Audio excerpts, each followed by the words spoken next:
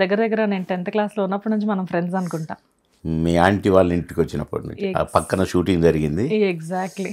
చాలా నాకు ఎటు పోవటం అర్థం కాక క్యారవాన్లు గీరవాన్లు లేవు కనుక ఎక్కడికైనా పోతే మాకు నచ్చిన ఇంటిని షెల్టర్ తీసుకుంటాం, కూర్చోటానికో ఏదైనా టీ గిన్నె తాగటానికో అట్లా.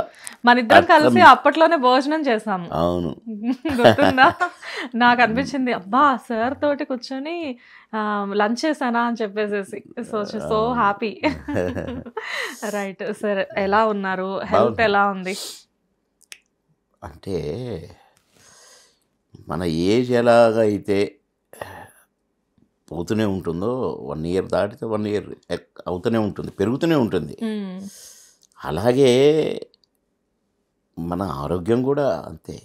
కార్ దిగారు, చక్కగా టకటక నడుచుకుంటూ వచ్చారు, కూర్చున్నారు. బట్ అంటే మీ ఏజ్లో ఉన్నవాళ్ళు, మీ తోటి ఆర్టిస్టులు ఎంతోమంది కూడా ఈ మాత్రం కూడా నడిచి రాలేని పరిస్థితుల్లో ఉన్నారు ప్రజెంట్. బట్ హెల్తీగా అప్పటికి ఇప్పటికీ మెయింటైన్ చేస్తూ ఉన్నారు మీరు. ఆల్మోస్ట్ నేను ఒక 2 years బ్యాక్ మిమ్మల్ని కలిసినప్పటికీ ఇప్పటికీ సేమ్ అలాగే ఉన్నారు.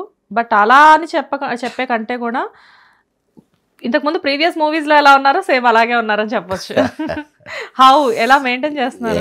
ఏం లేదు, ఆ భగవంతుడు ఇచ్చిన జన్మ, ఆ భగవంతుడు చూసుకుంటున్నాడు జాగ్రత్తగా, అందుకనే బాగానే ఉన్నాం.